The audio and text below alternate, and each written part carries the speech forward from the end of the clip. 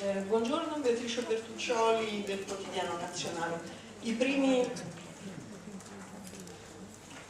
3 film di Bourne si sono sicuramente identificati con il protagonista, con Matt Damon. Sostituire Matt Damon penso che sia stata una delle imprese più delicate nell'affrontare questo quarto, diciamo, film della serie. Ecco, come è stato affrontato questo momento, cioè dell'uscita di scena di Matt Damon e la scelta poi di Jeremy, dell'attore che ora è protagonista di questa nuova serie. Grazie.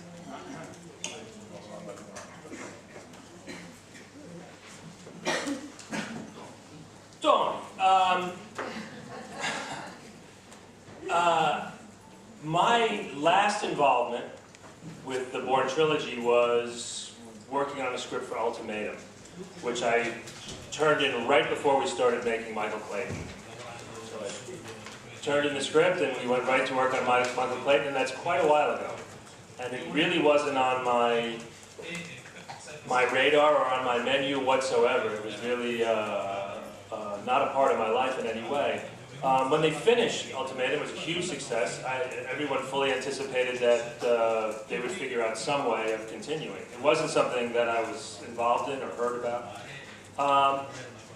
I think that they went through a great struggle to try to figure out what to do with that character. It had been wrapped up in a nice package over the 3 films, and I think it was very difficult for a lot of smart people to figure out where to go next.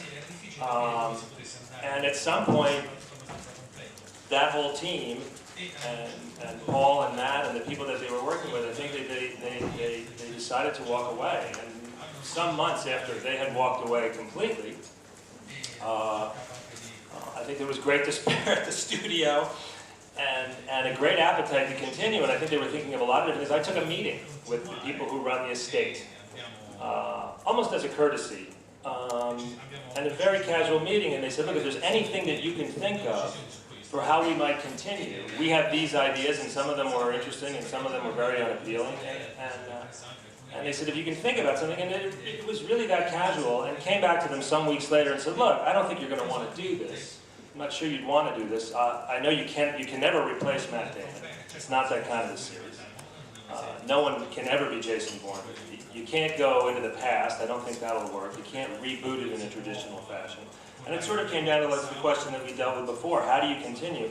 And I said, would you be interested in making a film where that expanded on what had happened before, and very much kept Jason Bourne alive, and very much kept true to the mythology that we created before, and expanded on it.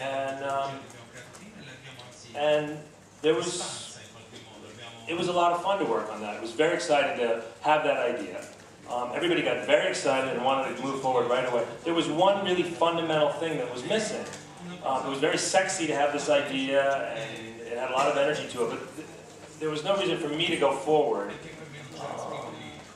if there wasn't an equivalent character.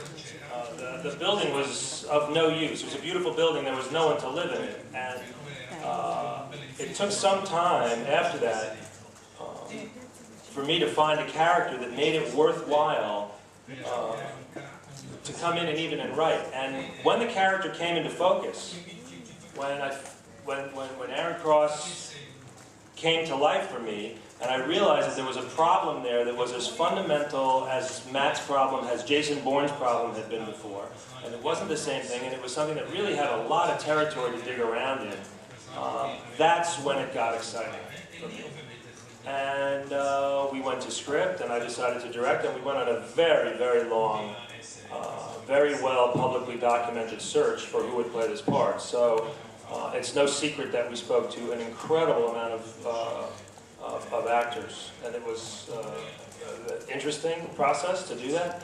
Jeremy was not available in our first several go-rounds, and as we were getting closer and closer, all of a sudden Jeremy's name came up, and everybody jumped on that. And Frank Marshall and I jumped on a plane and ran over to Berlin and threw a script at him and said, you know, tell us you're not tired. Tell us you're not too tired. And because we're going to beat the shit out of you. Please come and let us beat the shit out of you. So it was really,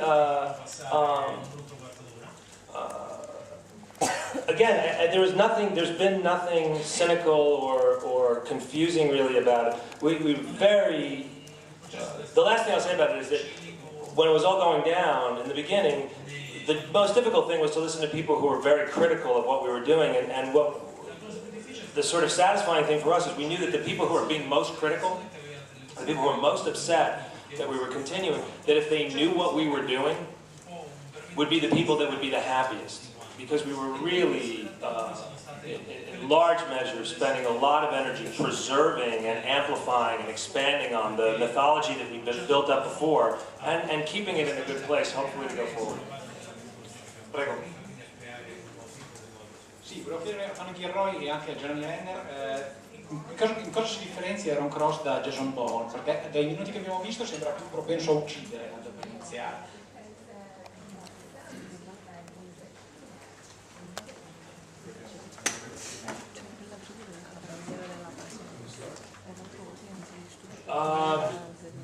What we're saying in this film is that you saw 3 films where Jason Bourne was part of the Treadstone program that worked for the CIA. And what this film is saying is that that program, the Treadstone program, was but one of several programs, and that the mastermind behind the entire development of these programs was Edward. And that Edward has been sitting beside you for the last 12 years in the movie theater watching the CIA completely fuck up everything for him. And he's, well, let's see, the other programs that he's developed have not just gone to the CIA, and he's built a very little powerful corner for himself in the Washington, D.C. Espionocracy down there. He's sort of at the perfect point of intersection between the military world, the intelligence world, and the corporate world. And he's accrued a lot of power for himself, and he's built these programs. So Treadstone was one program. The program that Aaron Cross belongs to is called Outcome. The Treadstone agents were built as assassins. If you remember from Bourne, he was an assassin. And that was a very, it was a very nice narrative line from assassin to morality, and Jason Bourne's problem was always one of morality. It was always one of, I think I'm a good person, I wake up, I'm free, I feel good. Everything I find out about myself makes me find out that I'm evil. How do I deal with that? And the second film was about atonement, the third film was about rebirth. None of that would work for what we were doing now. And the program that Jeremy's part of is much more complicated. It's not just assassins. These are people that go on very, very long assignments, isolated assignments. They're certainly physically every inch the badass that the Treadstone agents are. But they are designed and you know, encouraged to be different sort of people. Much more nimble in the world, much more social, much more adaptive, much more curious, much more, a much more aggressive, adaptive form of intelligence is required for what they do. And that's, it makes them more effective at what they do. It also has some very unique drawbacks and some unique flaws. I just think that the biggest difference really is, well, first of all, I'm not Jason Bourne.